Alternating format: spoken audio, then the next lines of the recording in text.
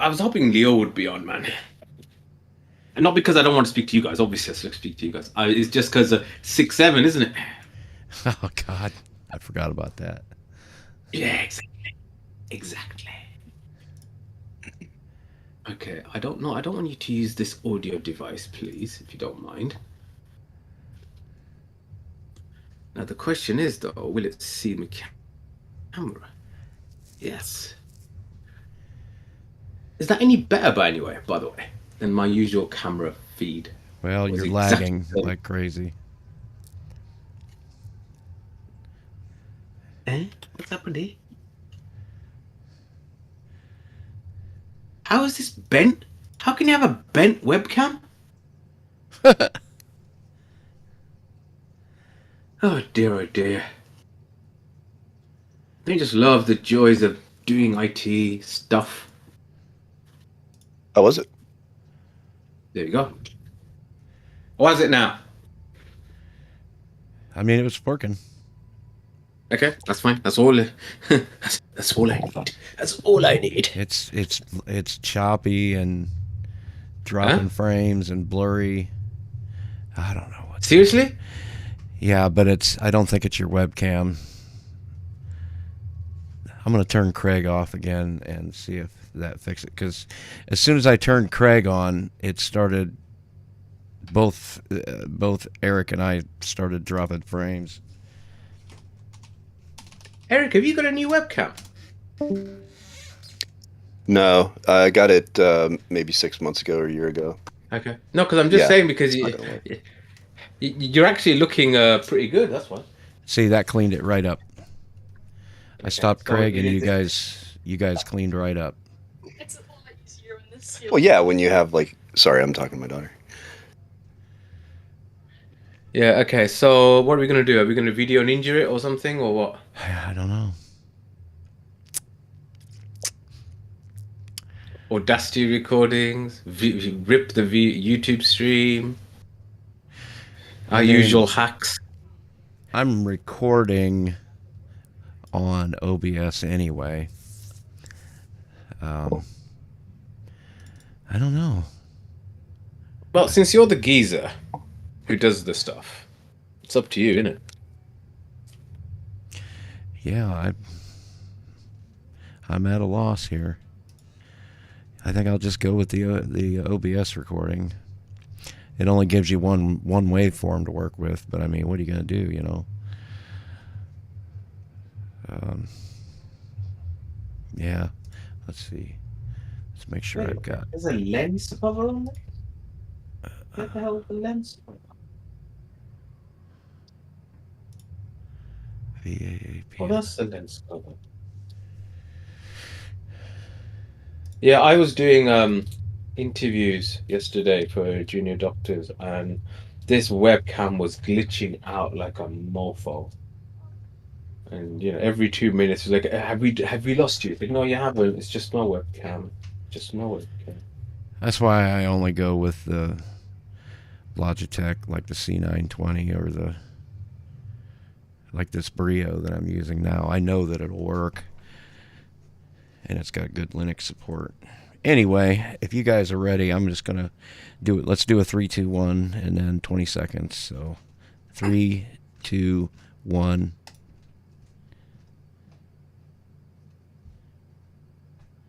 Open the mic.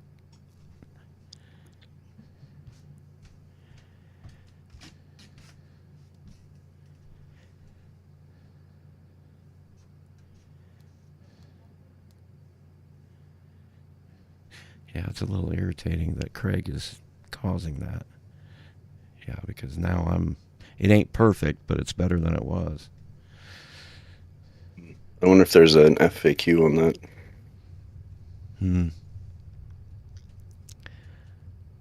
Yeah, weird. Probably because there is a premium paid version of it too that gives you a bit more bells and whistles. But I Yeah, was but using. I mean, I don't know if it's. Have we actually started? Not yet. Okay. We are streaming though.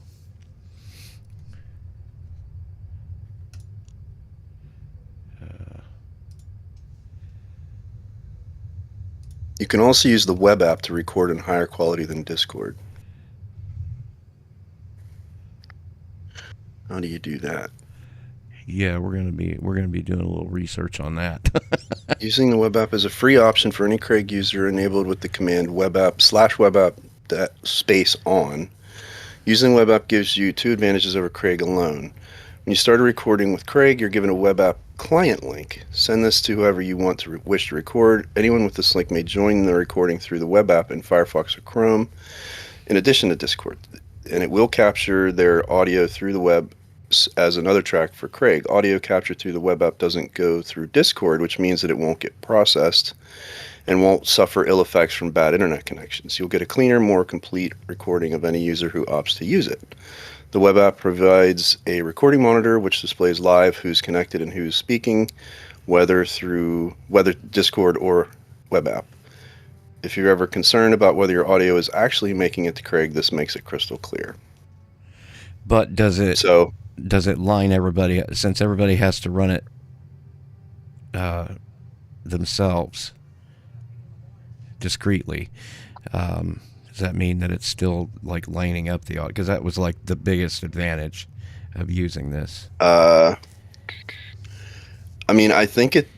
Okay, so here it says when used with Craig, the web app isn't an independent application. Web tracks are included in the same recording as Discord tracks and are downloaded through the same system. It shouldn't have negligible effects on the editing process other than providing higher quality audio for editing. So it's the same format and output.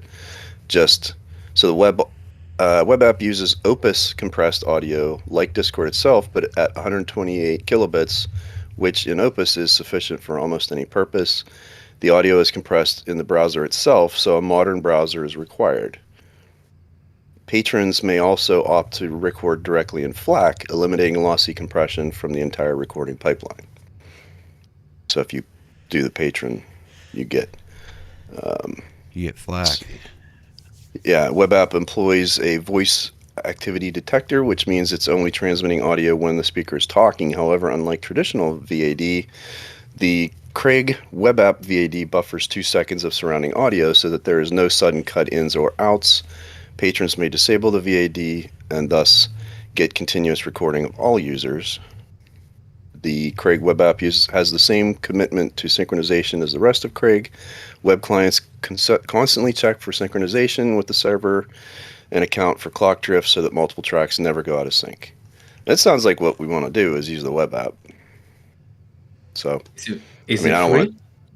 Yeah, it's just you just use the web app /on, and then whenever there's the chat in this room, if you click on the chat, you see that it has the now recording and all that stuff. Yeah, like with Craig. So what is it? /web app? Well, it ain't running right now. When he starts it, he'd have to start it with it on, and then we would use the link in the chat to go to the web app and use that instead of Discord. Right. So we'll start a little early next time if we can swing it. Yeah. And then we'll get this up and running. Maybe play around with it in the meantime to try. Well, I've just put it on. Because why not? If it works, it works. If it doesn't work, well, you've got. Mine's saying messages failed to load for some reason. I keep hitting try again and it doesn't. Let me try. I get flaky use out of the Discord app on Android. I'll type out a message and then it just stays like darkened out, and sometimes it sends it and sometimes it don't, and there's no real clear reason why. Sometimes if I like completely shut down the app and then open it back up, it'll work. I don't know if it just gets backed up on data or what. Anyway, let's go ahead and get started here. You're going to record again? No, it's been... Or you already recorded? It's just already recorded. Oh, okay. I'll just find it and start there. Oh, right, because we did a 3, 2, 1. Sorry. Yeah. Duh. My daughter was talking to me. She just started volleyball, and she's all excited. What grade she in? 8th. Oh, I've got one in 6th, and she's talking about... we know this is late, but it's... I've been trying to get her into a sport for the last 5 years, and she's fought me Well, tooth it's and better nail. than getting into high school and then wanting to do it. That's Yeah. so. Yeah, I figured this year if she can do the basics, Yeah. and then if she does want to play, she at least can be a bench warmer to start, and hopefully, if she's good enough, she can play. Right on. Her high school is going to have like 2,400 kids, something like that. That's about So what mine was when I was there, and now it's even more because they've closed a couple schools. We've not built a new high school in Fort Wayne since 1971, and I'm not sure, but I don't think our population has shrunk since 1971. yeah, I doubt it. But it makes for a. Anyway, Linux OTC, welcome to episode 67. I'm Bill. I'm Eric. 6-7. Come on. He's been waiting. Seriously. 6-7. He's got That's it on right. a post-it note on his. Damn right, man. Damn right. He's only been talking about this since like this episode 60. So Yeah, exactly. Actually, I think it was actually episode 63. But yes, you are correct. All right. I have referenced that quite a few times. So, how you all guys doing? Oh, great! Working on another Yeah, server. that's yeah.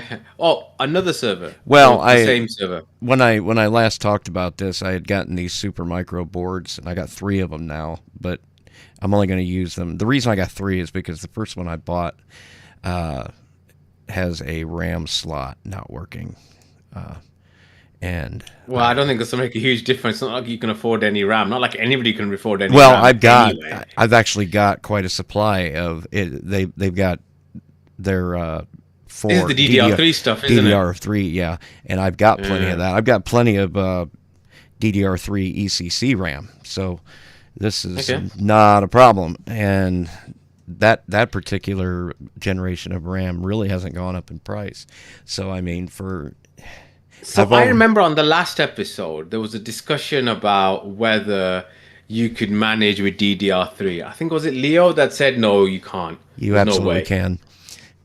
Because well, two So, of these. so I wanted to actually kind of explore what he meant. I don't know if you guys know he's what he the was referring to. contrarian on this show anyway, though. Isn't Well, he? but that's true anyway. But I mean, Well, Yeah. beyond that, I also think you end up having a lot of this like elitism, and I don't mean this in like a stuck-up, annoying kind of way. It's just when you have like really high-end hardware, you do notice it. It's interesting because you notice it the other way. Like when you don't have high-end hardware, yes, I don't think you notice, right? I mean, nobody cares. It's like this is just the time it takes for my computer to do this thing, and then it just takes that much time, and who cares? But whenever you've done it on something that's faster, all of a sudden it's like, oh my gosh, I got to wait an extra 5 seconds. This is unacceptable, Yeah, So, it's a thing. I think we've I think I've mentioned it before as well. It's almost like, forgive the Bible analogy, but it's like seeing the promised land. Once you've seen it, you can't unsee it. And similarly, if all you've ever used is a punker junk 10-year-old laptop, then everything's fine. But then if you have used high end stuff and then you have to go backwards, then you find you get the most first world problems that you ever have. Like, oh my god, the gesture only works after half a second, type of thing. well, my takeaway from I a don't lot know. of like, I was just gonna say, I'm not sure whether the word elitist is the best phrase. I think it's just very high standards. I think. yeah. Well, and just access to better equipment. And I think this shows up a lot of times in like open source projects where people will be trying to deal with like they have a 5 monitor setup, and I'm being facetious, but I mean like maybe a 3 monitor and it's 4K, and it's this high end equipment that the people developing the distro don't have access to, right? They're using some 10-year-old laptop, and it shows you that for software development and all, it just doesn't make a difference, right? It's the computer runs, the kernel runs on that hardware, and like it just doesn't matter, you at that point it's just a sliding scale. Like things either take a little longer or they take less time, right? And it's whether you can accept that it takes a minute to boot instead of 40 seconds or 10 seconds or whatever you're used to, because that perceived lag right? And Bill's a good example of this too, because like as the producer for this podcast, he turned on Craig and noticed, oh, wait a minute, the frames are dropping,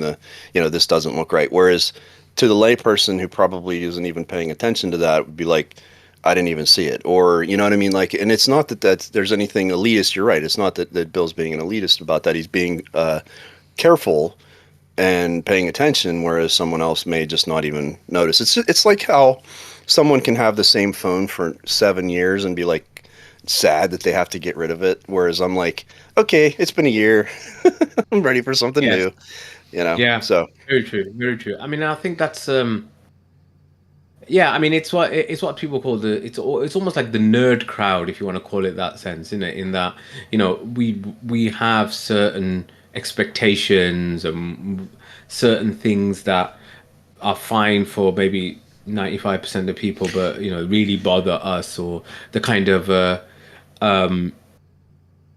The thing you got to consider also is that since I'm going back a generation in terms of RAM and several generations in terms of CPU and all that, you can actually afford what was the premium equipment, because a lot of what I'm putting it, like, you go to Supermicro, which is what these boards are. You go to their website and everything they're into is just high end, professional server, enterprise grade, this, that, and the other.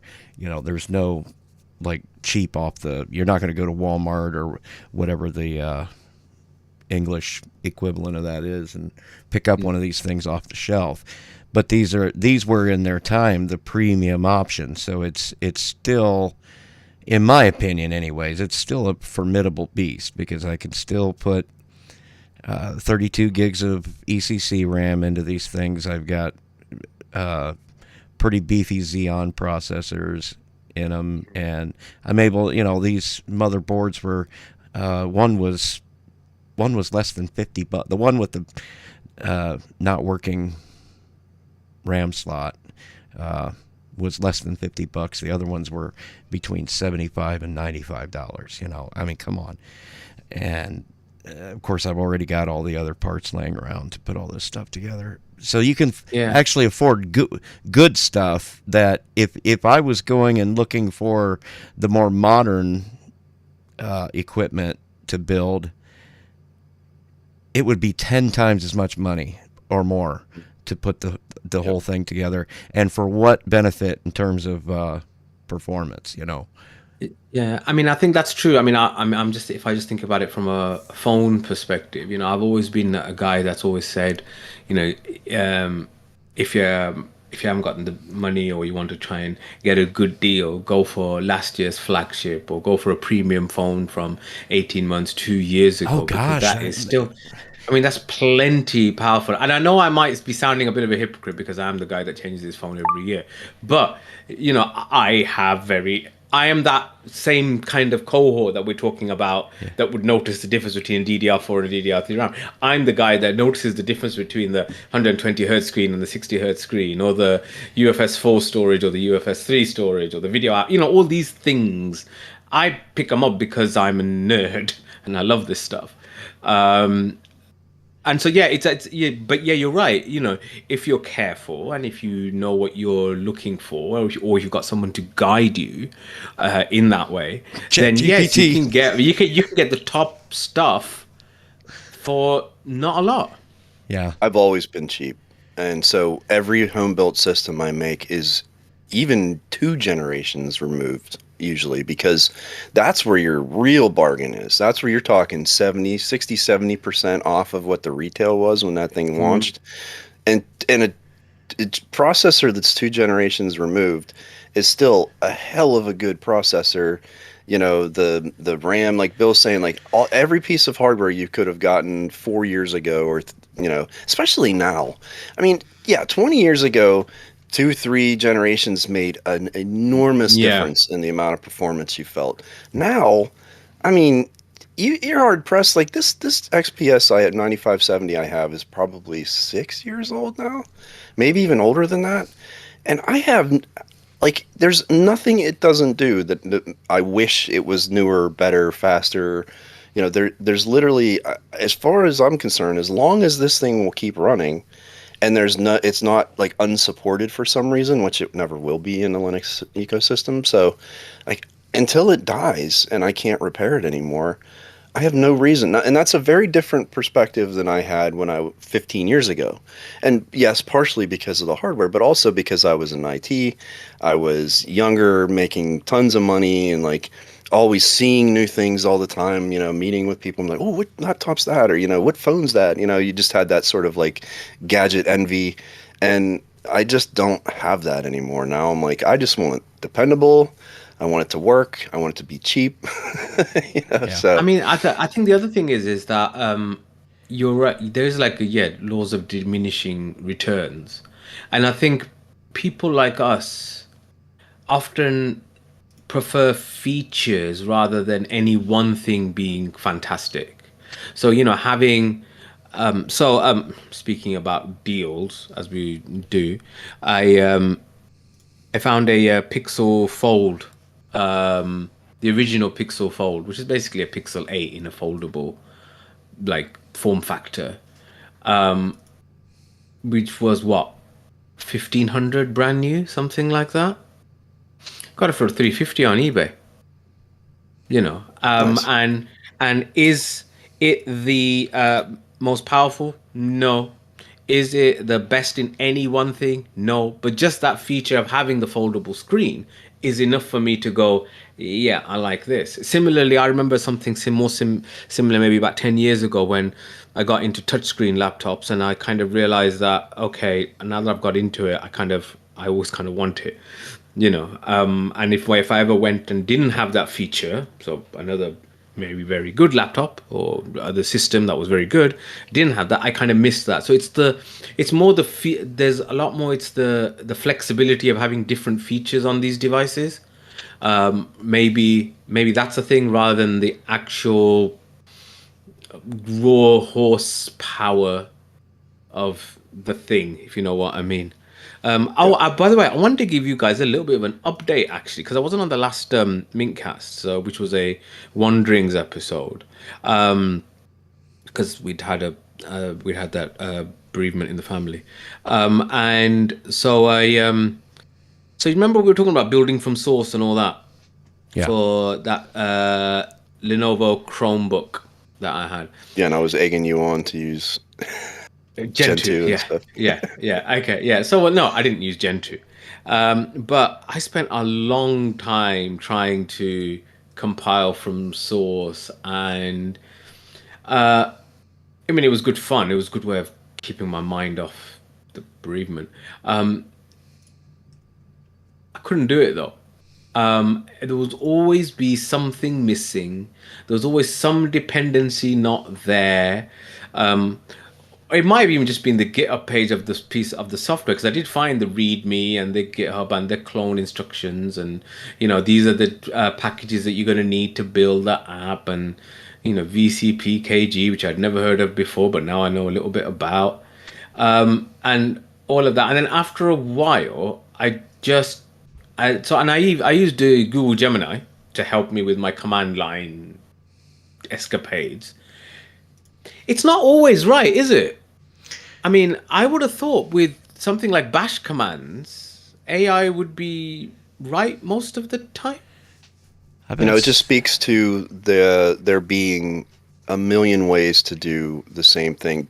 Look up something as simple as batch rename files in Linux, just as a subject, and then look at the like 45 different terminal commands you could be running using 6 or 8 different core utilities, and you're piping commands together, and you can script it and run it at the terminal, or you can create a bash file. I mean, it is like literally endless. So I can see how if you're mashing all of that into AI and there aren't clear delineations about like exactly how something works, because a lot of that is very like foo, right? It's like terminal foo. Like, it's someone who's learned how to do this over, decades of being a sysadmin or whatever. And, those people understand these things intimately. Whereas if you just feed that data into a machine, it doesn't have that sort of understanding, even if it's reading the command files and all that stuff. Like, I could see it being easy for it to get something wrong because it's sourcing it from so many different places and not because keeping them. what I would do is I'd run a command and it wouldn't work or something like that, and I'd feed it into the AI and say, okay, what's wrong here? And they'll say, oh, this is what's wrong here. You need to do these changes. So I'd make those changes and then I'd do it, and then I'd get another error which was different, and then I'd tell it, why has this happened? Oh, this has happened because of this. You need to go back and do this, and you'd kind of go. And what Okay. was the vibe like of that vibe coding session? I wonder. I mean, so is that what vibe coding is? Well, okay, let's do Yeah, this. I know. What piece of software were you trying to install from source? Oh yeah, I've got a bit more to say before I get to that. I've got a Okay. bit more to say. So anyway, after a while of keep doing this, that, and the other, the AI actually suggested something, right? Which was, you're trying to run a software which doesn't have a native package for your this Linux distribution. Why don't you use DistroBox? And I was like, never thought of that. But would it work? Would it work? Because it's an app that, so basically it's a cloud storage app. It's a sync tool between different cloud services and things that I've got on my different machines. And while Sounds most of them terrifying. have, well, most have like packages for and like this as well has packages for the main distros, the Ubuntu's, Arch. I don't know if you've heard of Arch, Bill. It's a distro. I don't know if you'd be interested in it. Oh man, I'm not sure if I'm worthy. No, actually, you're not. Fedora, whatever. Because this. So, what was I running? I was running Postmarket OS, which is basically Alpine Linux. Alpine Linux didn't have one, and so that's why I was doing the whole compile from source thing. And then, but will it work? So I thought, well, why not? Let's just have a go. And then, give me some distro box instructions, and it gave me the instructions to. So, apologies if I've got this wrong. You can tell me if I've got it, if I've understood it correctly or incorrectly. You basically make a container with another distro, and then you install the package or the program that you want into that container, and so therefore it will run. And then you can kind of access it from the host system. Yeah, I mean it's Is that you're just setting. Well, I mean it is Docker or Podman on the back end. You're just basically throwing what you need. It intelligently just gives you the base operating system, and then you put it. You install the. It's a heavyweight way of getting something working, but Oh it yeah, is- because as I was doing, and then for some reason it suggested Fedora, which I thought was a bit odd because I would have thought you would have suggested Ubuntu, but hey, I didn't care. So I did that, and then yes, I ended up with this kind of ridiculous situation of having this Lenovo Duet Chrome tablet, which was now no longer running Chrome, but was now running Postmarket OS, which is basically Alpine Linux, and then having a DistroBox container of Fedora to run this cloud storage app. And I just thought, oh man, that really got my geek on. I'm telling you, man, really did. I thought to myself, you know what? This was good fun. I enjoyed this. This really helped get my mind off the shit that was going around. It's the blessing and curse of the Unix methodology where one thing is meant to do one thing is meant to be do one thing well, right? It's one Yeah. command does one thing, and you have to like use a bunch of stuff to get any one thing done. But on the other hand, it saves the complexity of having things that where so my point being that you can introduce something like DistroBox to run a simple program, which you'd seem like that's like the sledgehammer approach to like, why the hell would I go through installing an entirely new subsystem just to run like one command? It seems like extremely heavy handed, except that that's sort of where the technology is pushing us because people are interested in immutables and, systems where you can't change the core files. And that's where DistroBox has become this like advantage to having the ability to run it as a different system and that kind of thing. So I think that's like creeping backwards a little bit, like it's coming back up the pipe, so to speak, where we're now taking those solutions built for another use case and applying them to the more traditional Unix or Linux systems. And I mean, it still works, yeah, But as a purist, I don't know that I would say I would run DistroBox rather than trying to compile something from source, even though to someone who might be less inclined to compile something themselves, that it might look easier to use DistroBox. Because technically it could be, right? Except then you're saying you have to create the container for Yeah. Fedora. You have to install the software. You have to, do all the different things. But, it's easier or maybe less technically difficult than just learning how to compile the software. So I mean, Yeah. I mean, on one hand, you I say as a IT sort of realist, I say whatever gets the job done, right? Mhm. That was my mantra. Like it can be ugly, it can be messy, as long as you don't have to support it forever. Like that's fine. But if it's a long-term solution, no, you have to think about it a little more, and that's kind of how I look at it. So Yeah. So I mean, as I said, it's all been a really good learning experience for me. That is a machine that just purely tinkering around with. Um, I did wonder if it's a cloud service and the files that it's supposed to be syncing are on the host system, but the app is in the container. How does I'm assuming there's a way that it can communicate between that? Yeah, through the port system, the XDG desktop Okay. ports or whatever. I think I Okay. got that right. portal, Portal whatever. desktop portal. Yeah.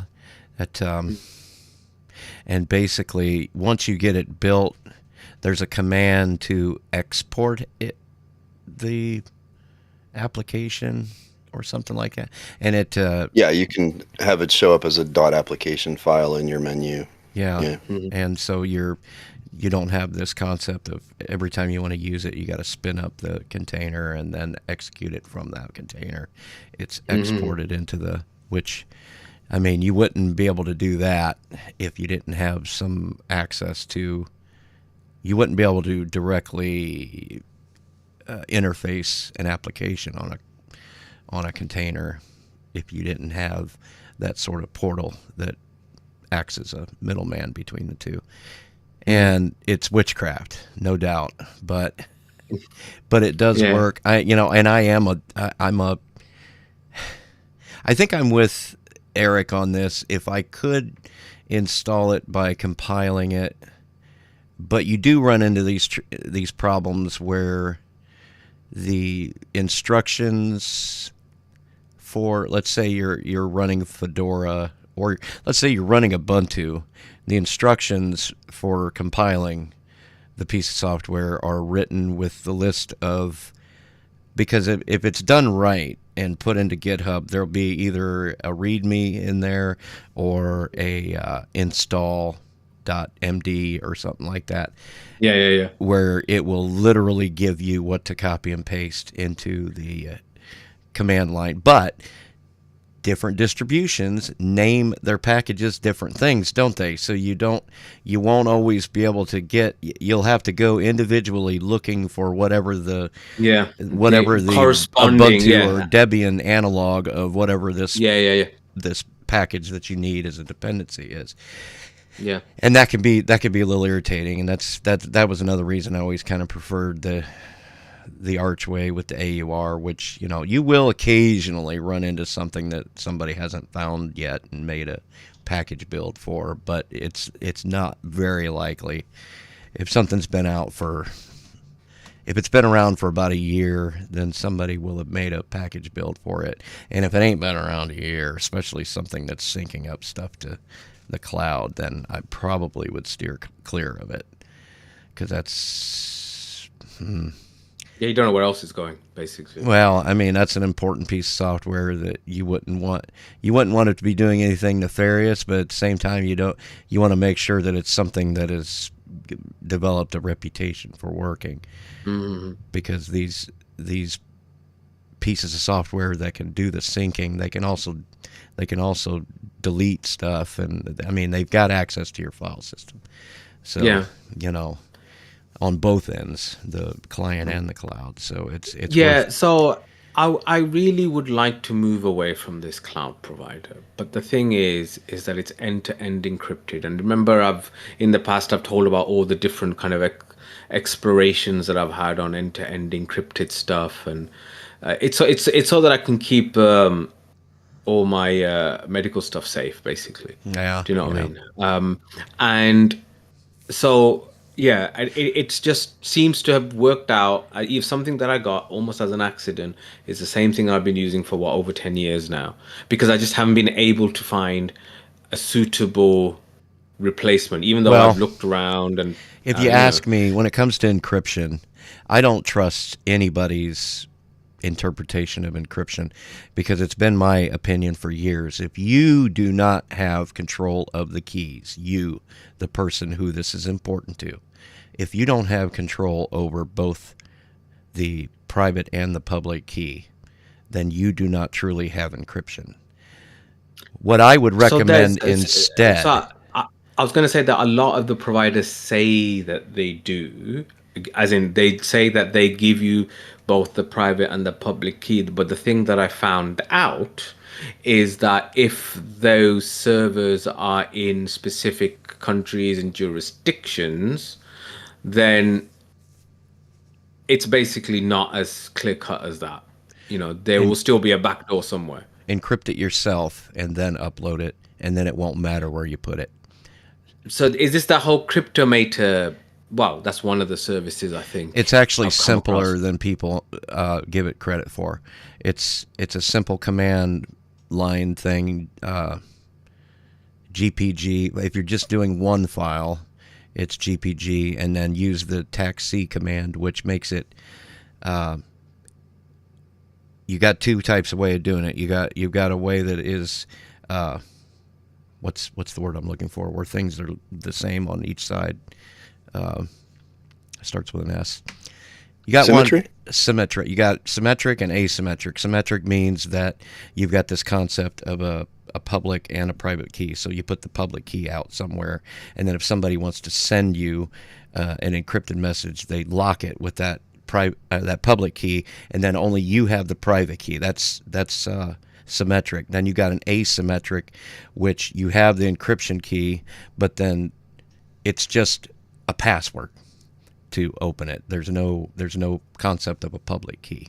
So you use the taxc command and then name the file that you want this to become, and then this is well documented all over the place, and then the name of the file that you are wanting to encrypt, and it will create an encrypted copy of that file, and then you can put it anywhere. You want to do it to an entire folder, the command is gpg tar, and then the same after that. You can even change the encrypted cipher. So if you use gpg tar and then use tax cipher or gpg args for arguments, and then in parentheses you can cipher algo equals AES. Now, if you use AES 256, which by default it uses AES 128, if you use AES 256, it takes longer, but it's now. It's much stronger, I know. Well, it's much stronger, but it's also it's so much stronger that it is.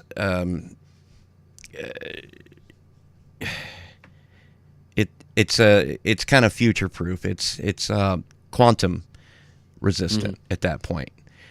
So it's kind of the thing I always use. And then from there you name what you want the folder, or the new encrypted file to be, and then the folder that you want to encrypt. And then you get used to doing that, and it becomes a lot easier to type all these things out, and you can even create aliases, for that first bit that I told you about. And then it can all be done with just tools that come. All of these tools are part of the base system on pretty much every distro out there, the GPG tools, because it's what the system will use to check and sign the packages as they come down. They check the keys for the GPG and all that. So it's already there. You don't have to futz around with any kind of. There are GUI applications out there that run this stuff on the back end, but once you learn those commands, I don't think it's but that's been my point is, unless you know that nobody has control over the key that I use to encrypt this except for me, and I know that's the case because I'm the one that put the password in for this thing, and choose a good password. That's how you know that you've truly got an encrypted safe. So even if you're dealing with a cloud provider that is it's incumbent upon them to hand over information. If some government three-letter agency tells them to, they'll be handing over. It doesn't matter because they're handing over gibberish that is unintelligible to whoever gets a hold of it. That is the correct way of dealing with this, because then it doesn't freaking matter where you put this stuff. It's encrypted and it'll stay encrypted. So that's my nickel's worth of Sure, free until advice. quantum computing comes around. Well, they say the AES 256 cipher is quantum resistant. So we will see when that does come around, if it ever comes around. I don't know. The thing about quantum, it's never going to get any money, is it? Because it's not useful for regular people. That's always been kind of and the thing. AI is useful for regular people. It has been. I mean, you could argue that it is. Yeah, no, fair And point. I'm just people- being, yeah. I'm just being a bit of a contrarian because Leo's not here. Someone needs to do it. Because it's not, I mean, quantum, a lot of people probably think that quantum is like the next step for, regular, that's just not true. Quantum computing is not, it wouldn't make sense to go and spend the money on a quantum computer to, get on Discord or make podcasts with, or pay your bills or shop online. It's just, that's not what that architecture is good at. I mean, it's not going to perform any better than a regular computer on tasks like that, if it's able to do it at all. It's for, You'd have to rewrite. yeah. There would have to be a layer of abstraction to dumb it down quite a bit, I suppose, or whatever. It's almost like it's being built and it's focused on tasks right now that are so computationally difficult and expensive that by having this and this is all very theoretical in most cases. I mean, yes, they've demonstrated some of this, but where, let's say you had some tasks that you knew on a traditional computer architecture that would just take for a very, very long time and take, and then in that case, you could focus it towards, and let's say the cloud providers have quantum computing, right? You could focus it, push it to that, have that task, that model. Let's say you're like doing a protein model or I don't know, something like that today that takes a long time. You push it there, it does its like heavy computing, you get your answer back, and then that's that's really how I see it being useful, like if they were to have it right now.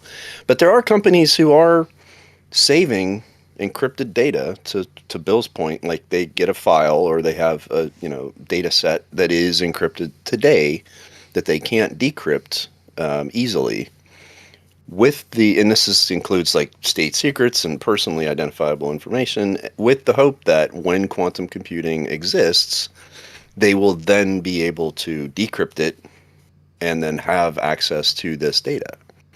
And so, I mean, it is a thing. I don't think it's going to affect everybody every day kind of thing. I think a lot of it's going to be probably corporate espionage, that kind of stuff, and state secrets. But yeah, I mean, it is a thing. It is something that they're hoping to be able to do, is to decrypt things that are now basically not impossible, but that would literally take generations to do or something like that. And that's already the case with, most of the cipher algorithms that already exist. And those algorithms have evolved over time, because some of the older ones that like Blowfish and stuff like that was around in the 90s, they've been cracked. And, encryption is a technology that sort of evolves along with other technologies in computing. And there's two that are, and I can't remember the other one. AES is pretty much the standard that is used by, I mean, your all of your governments and enterprise type situations. There is another one that is not so corporate-y and supposedly is just as good, but for most cases, the AES is the one to go with because it's literally everywhere. And 128 is already, you're not going to crack it within anybody's lifetime with a regular computer. And then you take, and I don't understand the math all that well, but I know that when you go from a 128 bit cipher to a 256-bit cipher, you're not just doubling the entropy. Right. It's a You're lot more. exponentially. Yeah, Yeah. you are it's way out there, and I don't really know how to explain it other than just to say Yeah. that is the case. Yeah, I mean it's exponent. It's exponential where basically when you use an exponent on a number, you're not just doubling it. You are doubling the double, the double, the double. You know, you are exponentially making it a larger number. So I mean that's exactly how that works mathematically. Is it's not just twice as hard, it's that much harder. Like it's hugely harder between 128 and 256. It's much the same way as a 64-bit processor is not just double the throughput Exactly. of a 32-bit. The memory processor. space and stuff like that. Yeah, exactly. There's some It's exponential. because it's the order of magnitude, isn't it? Right. It's like So, squared and cubed and all that sort of that's stuff. exactly how this is. Exactly. So, encryption, I mean, I started looking at it about 4 or 5 years ago, and I started getting really fascinated with it, and then thinking about how, well, gosh, people, your mind kind of goes to like criminals, that are wanting to send something back and forth, and the reason they're getting caught is they're getting caught when if they would have just done this simple thing, every It would have happened if it wasn't for those pesky kids. I mean it, and you can't help but think that. But then again, these things that are simple to us or simple to me, that doesn't necessarily mean that it's simple to everyone. But I think these limitations exist in the mind and nowhere else, honestly. So I mean, but all this to bring it back to the idea that if you really want reliable encryption, do the encryption yourself, and then it simply does not matter where you put what cloud service you go to, because it's not going to be anything close to usable to anyone who would, in theory, get a hold of your data. So that's I also think it's the case of what is it that you are encrypting, because there are certain things that are important, but not like, perilously so, where it's like, if anyone sees this, outside of my trusted circle, then, it's going to ruin me or something like that. I think there is a lot to be said for, pedestrian day-to-day encryption, like simple conversations, things that you don't necessarily want to be, out in the world. But you also don't want it to be so computationally expensive that it's taking, minutes to encrypt and decrypt files, making your life difficult and slow and, cumbersome to use the technology. So there's that sort of balance between good enough and too good, but then for certain things, obviously, the most important secrets or, most important data, that stuff has to be the heaviest, most fully encrypted. And so, and that's the beauty of cryptography, is that you can pick, right? You can say, well, this just needs to be good enough that if I'm carrying it around and it's a flash drive or something and it has important documents on it, that if I drop it and some knucklehead picks it up, they're going to stick it in their computer and they won't be able to decrypt it. They're not going to know what to do. They're not going to care enough to put the effort into it, and they're going to throw it away or whatever, or wipe it. and be done with it. Great. It did its job. That's all I needed it to do. Whereas if you have a disk at rest in a safety deposit box somewhere that has all of your important data on it, you definitely, the people who are going to come for something like that are going to be trying to decrypt that data or get at that data in a more direct way. And so, yeah, that's the stuff that you want to have, that you don't care if it takes 2 hours to encrypt, a full disk or something. So, Mm-hmm. Yeah.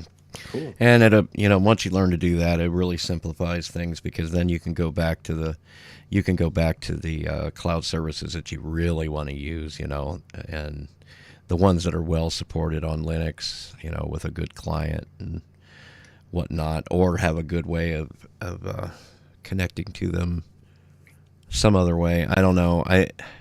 I've just relied on Nextcloud for so long now. I don't even know what the ecosystem is like for cloud services. I think it ain't good though, because I know there's still not a client for Google Drive, which not an No plan for official Google client. Drive. Yeah, and similarly, there isn't one for Proton as well. Which Proton really annoys me. that Really is annoys really me, that. annoys me. Yeah, it doesn't even really make sense to me. It must just be, what, they've only got a certain amount of resource available to them, and they really got to concentrate on where their largest use case is. And being the fact you're not going to be able to make a whole lot of third-party apps for it because of the encryption that goes along with it and all that. I mean, Yeah, and I think that's the thing, isn't it? Yeah. You can't have a third-party stuff when you've got stuff like this going on. Well, no, maybe you can, but it's just more difficult to do. Well, I mean, you can have, okay, so you can, I guess there's the Electron Mail app but that's just for the email, and all that really is just an Electron, a Chrome wrapper around the website. So it's not doing anything except it's just a web app, basically. Yeah, so which I have actually tried with Proton. I did try doing that, installing it as a web app, and it was okay, but that's all I'll say. It was quite clearly not a long-term solution, put it that way. Well, I mean, an email for me, had this conversation with somebody else the other day, because they used Proton, and they wanted to start using Thunderbird. Because they've got a lot of email addresses, and because they're a masochist. Sorry.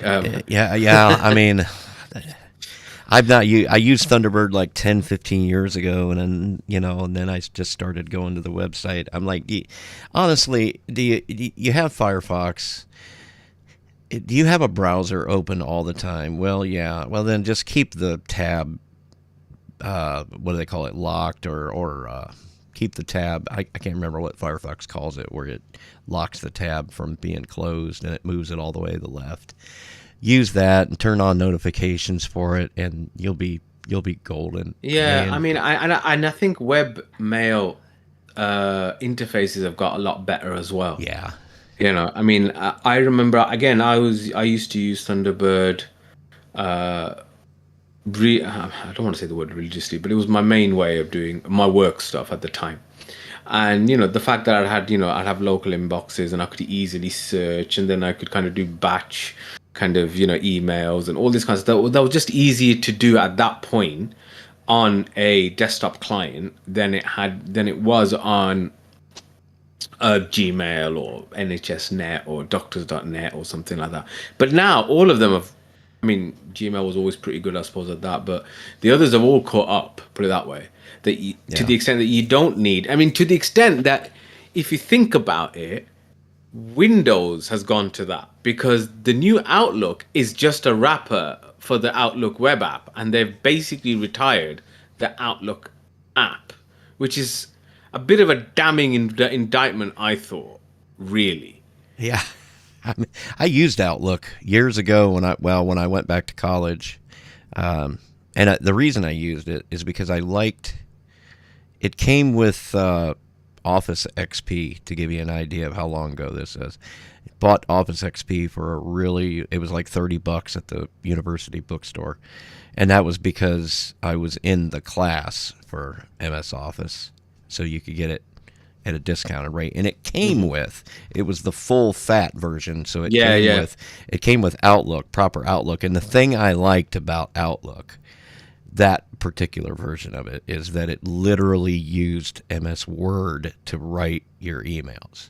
You were literally using the a full-fledged word process. I can't tell you why I like that so much, but that integration. No, but I remember a time. Again, I remember early days of using Thunderbird, and all my emails were just text. Yeah. Do you know what I mean? They were just ASCII text. That's all it was. Bold, underline, any of that.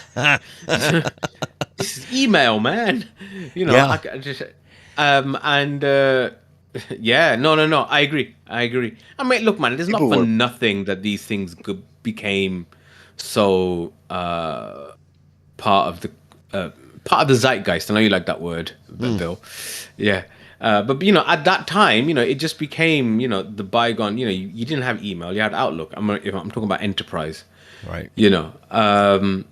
So it's not for nothing. But then, as we've talked about many times, just the enshittification of things, isn't it? Things were probably good, and now they're all a bit shit, really. Yeah. Speaking of which, batteries. Had a question. Actually, there's a question for Eric, actually. So you've got a Galaxy Tab S8 Plus, haven't you? Mm-hmm. The 12-inch one. Have you noticed? So, and I've got the same. So, probably had it about, say, 3 years, roughly 2.5, 3 years. I think maybe I've had mine a tiny bit longer, but yeah, somewhere around there. Okay, that's around that. Have you noticed the battery suddenly becoming terrible? It's never been great for being a big device and a big battery. I think it's because the screen is really hungry. And when you have it playing, and I use mine pretty much exclusively either for browsing the web, which I believe is GPU accelerated, but then also watching a lot of video. And I'm pretty sure that like all of that is just pegging, the device and using an absolute ton of, the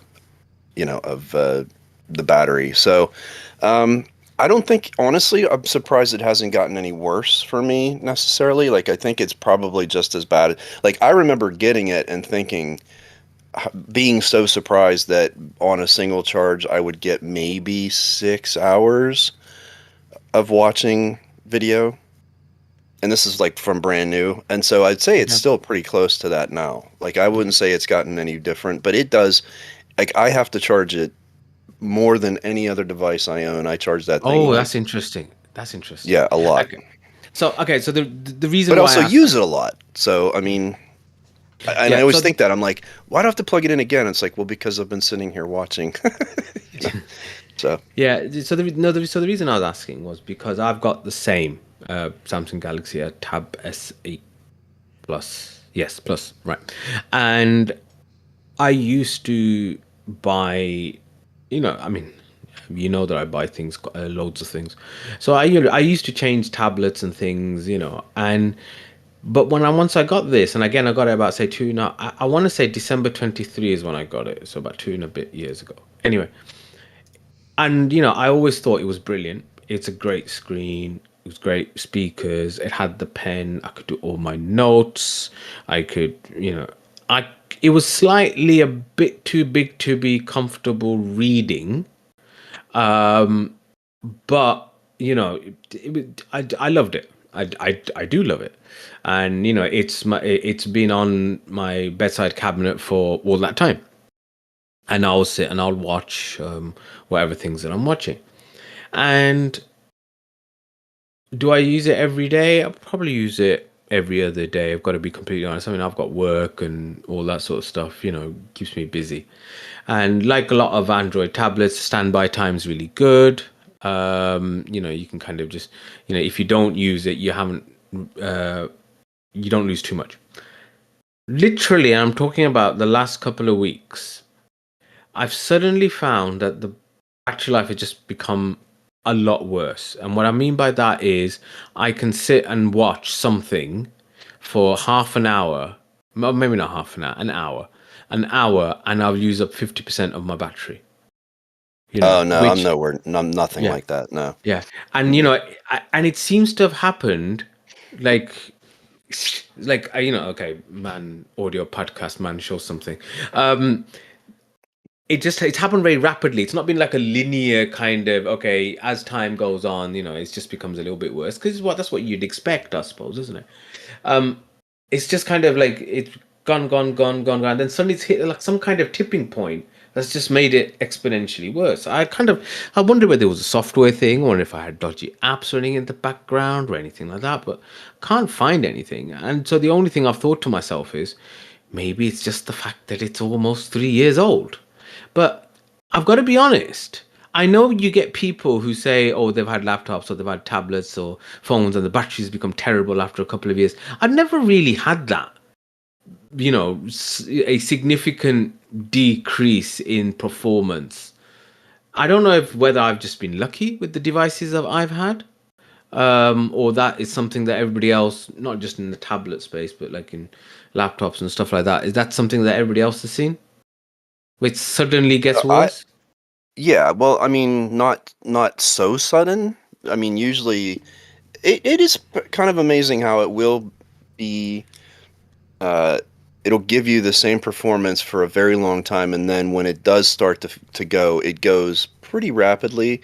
But I mean, not in the span of like a matter of weeks. It's usually over a period of like 6 months. It'll go from, oh, it was giving me 80-90% of performance, and now it's down to 60, 70, 60. Like, and you can really tell the battery's just starting to get pretty terrible. And like my wife had I don't know the model, but years ago she had one, and she loved it, didn't want to get rid of it, and I actually did pull the screen and replace the battery, and it wasn't as hard as I thought it was going to be, and it did go back together and wasn't like wonky after that. So I did replace the battery in that one, and she got another couple years out of it. But the batteries are never as good as the factory ones, or if they are, it's as much as just buying a new device. So yeah, but this one, the battery's never been what I'd call stellar, but it's also the most capable media consumption device I own, where the screen looks better than anything in my house, Oh yeah, period, bar 100%. none. Yeah. The sound, the Dolby Atmos sound on that is stupidly good. Like, I don't know how the hell they get that kind of sound out of four speakers, Mm. like to where it can sound like it's coming from Oh yeah, yeah. behind you. Why is it coming from there? I'm seeing it I here in don't know. front of I me. like my So how is it tiny coming little from there? monkey brain can't figure that out. Like, I don't understand how it does that, because it is truly, it still does it to me. I was watching something 2 days ago, and I thought someone was outside my window. I'm like, who's out there? And I'm like, oh my God, it's the sound. Yeah, yeah, It yeah, just projects it. It's so weird. yeah. Anyway, yeah, I see it. it is truly an astonishingly good media consumption device, and it's great for browsing and stuff too. When you use the S Pen, I think it helps a lot. And but I will say it's heavy. I have the case on it because if I don't, I knew I would have broken it by now. Which is nice because you can keep the S Pen with it in the case, and Yeah. it props it up and gives you weight. But so when you take it out of the case, it's much thinner, much lighter, much easier to hold. Well, that's debatable because it's easier. It's to slip. But it's easier to use as a device if you're like typing and stuff like that. But yeah, I wouldn't risk breaking it. I mean, that form factor, that big piece of glass, like Mm. you drop it the wrong way and you're done Yeah. for. No, So anyway, it's definitely the best. Uh, it's definitely in the top two of best screens in my house, and the only thing that it competes with is whatever phone I've got. Really, is the only competition. My TVs are very much low down on the list. Do you know what I it's mean? disappointing that they neutered Dex. They really did. It used to be that you could use Yeah. Dex on the single screen on the device, and now Dex only works if you have a monitor connected to it. Not necessarily. Okay, so I found out in the latest, I noticed in the latest software update to whatever it went to, 16, 116, probably. Anyway, there's a desktop mode in the you know when you do the task switcher and you kind of swipe up from the top and you get all the Yes, no, different I've apps. found that. I know what you're Yeah, talking about. Yeah, I found yeah. that, and but it's still not Dex. It's close, but it's not the same. Yeah. For a while, I hadn't realized how I'd managed to do that, and I thought, is this just the way it always is now? Is it always windowed apps, which is fine, but it was like Yeah. it was a little bit of a yeah, a bit of a shock to me. But I mean, I think that isn't that because of well, there's actually two reasons for it. One, because I reckon because Google's actually putting some money into their Android desktop mode again, and so Samsung's kind of aligning with whatever Google is doing, and so that means they have to get rid of some of their own. I want to say I don't want to say proprietary, but their own homegrown code. It's like when they had Samsung had split screen before Android did, if you remember. And because Samsung had put their own implementation of it, and then Google brought it in the following year, and so Samsung just got rid of theirs and just went over to the Google one. So it kind of sounds a bit like that. I suppose the big thing I didn't ask any of you guys about. I know we're getting to the end near the end now, but I'll ask the question anyway. What does everybody think of this whole MacBook Neo that was that was announced this week? Inexpensive one. Yeah, It's like couldn't care 600 or less. something. Yeah, 500, 600 quid or 500 on an education discount. I Yeah. mean, I have I think that's going to be really disruptive to the laptop industry. It's going to be a massive disruption. I think.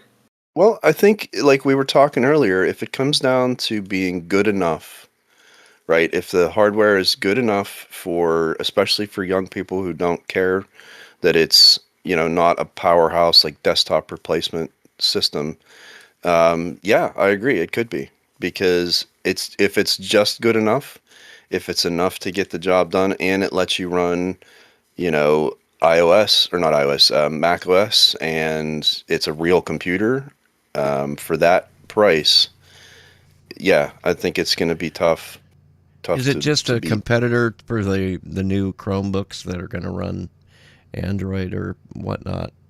That is a possibility. It I could don't know well any of be. the specifics. Yeah, Yeah. I really don't. I mean, I some people were talking about how it's trying to get the Chromebook market, the education market, education discount and stuff. That was one. That was one piece of. You still got a ways to go to be as cheap as Chromebooks, though. Yeah, exactly. And So you're not so it's not going to be really kind of the no, mass, yeah, the mass education system type thing. So that's one. The other thing was I found it interesting that they announced this, and about 2 3 months earlier, they had announced that they were retiring their Rosetta Stone translation layer, which they'd put onto the M series Macs so that x86 programs could, work on their Apple Silicon. And so it's like they must think that they've got basically everything that they need for most people, not for everybody, obviously working on ARM that they're now not even going to put the translation layer in anymore. So I thought that was interesting. What I also thought was interesting that it was an A18 Pro chip, which was in the iPhone 16, which means that the thing that most people used to say that most iPads for years before the M series had enough horsepower to run Mac OS, but Apple didn't on purpose is proven true because now you're doing it on an iPhone chip. Basically, you're running yeah. Mac OS. I You know, mean, I think the reason I'm saying this, I mean, you could argue it doesn't really affect us in one sense, but on the other hand, I just think that it's gonna. I think, as I said, it's gonna cause a lot of disruption, and we might find that a lot of manufacturers might end up exiting the laptop space. Because have you seen how expensive laptops can get nowadays, man? It's ridiculous. You know, I mean, that's part of the Yeah, reason for why so many executives people. and stuff. Yeah, I mean, that's part of the reason why so many people like the MacBook Air, for example, because it's a bloody good computer for actually not as much as you might think. You know, when you start looking around what other devices are around that same price point, you know, can you really justify a Dell XPS being more expensive than a MacBook Air? Really? You know, so yeah, I think it just, and it might just have effects on us down the road if, like, I don't know, Asus decide to decrease their portfolio, or some of the other more consumer facing. I mean, obviously, you know, you've got Dell and Lenovo who are very much enterprise facing, but you know, some of the more like the Acer. I mean, frankly, if Acer stopped making laptops, it's no great loss to the world, is it? Let's be honest. But I mean, at least that's been my Never had experience with one. Acer. Never even had it. I've never had anything Acer. I'm just The not. only good Acer thing I had was an Acer Atom, you know, the old netbook that they used to have back in, like, you know, the late 2000s with 1 gig of RAM, and like that was I how I take started that on back. Linux. One of my the boy that's getting ready to go off to college, he's got an Acer, and the other boy's got an Asus Rogue. But his Acer is actually, he's not had problems with it. But then again, he's just I running bet he isn't a Windows on it. Linux nerd, is No, he? he's not. I tried that on him. I don't know. A few years ago, I put Pop OS on a ThinkPad and gave that to him and that's when the what was the Google cloud gaming thing, Stadia, that was a Stadia. thing, and I was trying Stadia to was push. a really good idea, actually. It I really, don't know well, why it they obviously was because I mean, GeForce killed is it. making, you know, they still have their offering, and they're making a app for Linux, and then you've got the Microsoft, the Xbox cloud gaming thing. You know, they're iterating upon this technology, so it was good. I think in Google's case, there was a couple of mistakes made early on with trying to not deal with. They were trying to become a company making games all themselves, and that just wasn't going to happen. They weren't working real well with the studios, the game studios and whatnot, and I think it just, I don't know. I think they were trying to sell it for something it really wasn't, you know. And but other I than mean, for that, all, I mean, for all that we sit and complain about, oh, there isn't innovation in technology, which is partly true. You do sometimes find that some people are a bit too early to the game. I yeah, wonder if Google Stadia was coming out now, they might have a different reception. Because I often thought this about, because as I mentioned before, I'm one of the weirdos that liked Windows 8. And I always thought if Windows 8 had come out maybe, you know, 2018, 2019, it might have done a lot better than it did in 2011. Bloody hell, that was a long time ago, wasn't it? yeah, it was. 2012? Flipping heck. Yeah, you know, when the market wasn't ready for it. But anywho, these are the things that keep the minds of Linux nerds, I think it was just never going to work because it was activated. Google, and nobody, you know, you had a lot of things going on. Nobody trusts Google to stay behind something because Yeah. just because of the culture of the company, where if you come up with great ideas, then you get moved on in the company, and then you're no longer working on this thing that you made so great, you know, and it's left to somebody else to deal with, and then just the flat out reality that people have no faith in Google to stay behind something that big just because of their track record for fucking all these things off. Like, anybody remember Google Plus? You know, that was a thing. Google Reader, that was amazingly popular amongst our people. Yeah. Google Listen was great. Google Podcast was good. Allo, I actually quite liked Inbox. Allo. Did you say Inbox. Inbox? Yeah. Inbox. That was I mean, one of the better ones. Yeah. Yep. So Yeah. That had a huge impact on Gmail, actually, yes, it did. because Inbox, Gmail was, you know, it was an email client, but Inbox brought a lot of the like timed send and, you know, a lot of different Scheduled things. and all this. Yeah, yeah. Schedule sent, yeah. So Coolio. reply, you know, reminders for replies. Like, there's a lot of stuff that came out of that So one of the more impactful Google things. That they killed. Right.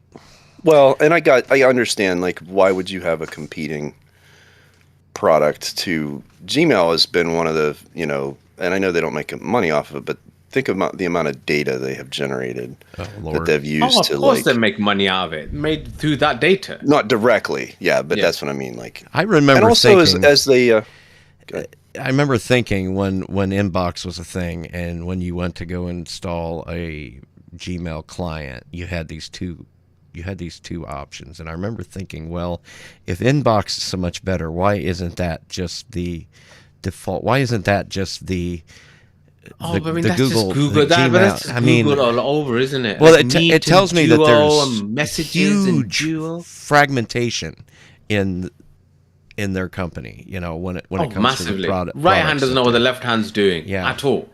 So, well, I think we ought to cut it off right there, kids. Drop us a line. Let us know what you think. We're on Discord and Mastodon. And Telegram, because Bill loves Telegram. No, we're not on Telegram. No, I never made that a thing because fuck Telegram. Follow me to my other show. I'll say it again over there. Fuck Telegram. God.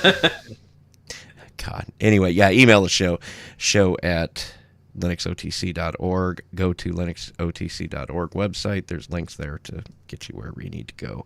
We'll be back in 2 weeks. Until then, I'm Bill. I'm Eric. And I'm the 67th incarnation of Majid. 6-7, folks. Thanks, everybody in live stream.